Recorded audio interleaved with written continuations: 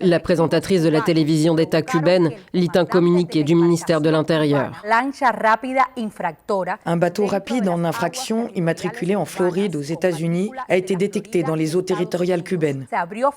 Des coups de feu ont été tirés depuis le bateau rapide en cause contre le personnel cubain, blessant le commandant du navire cubain. À la suite de l'affrontement, à la clôture du présent rapport, du côté étranger, 4 assaillants ont été abattus et 6 blessés. La vedette rapide a été détectée au large de la côte nord de l'île mercredi, à environ 200 km à l'est de la Havane. 10 personnes étaient à bord, affirment les autorités. Cuba dénonce une tentative d'infiltration d'un groupe armé à des fins terroristes. Les détails tombent au fil des heures. Des fusils d'assaut, des armes de poing, des cocktails Molotov, des gilets pare-balles, des lunettes télescopiques et des uniformes de camouflage ont été saisis. Tous les participants sont des Cubains résidant aux États-Unis.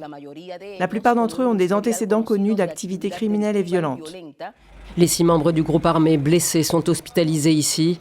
Le ministère de l'Intérieur a publié leurs noms. Parmi eux, 2 étaient recherchés pour suspicion de planification d'actes terroristes.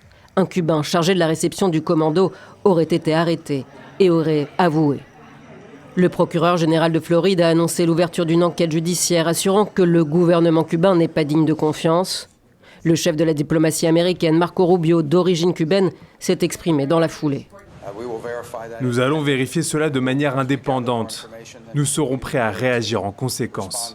Les relations entre Cuba et les États-Unis connaissent un regain de tension depuis l'enlèvement du président vénézuélien Nicolás Maduro par les forces américaines début janvier.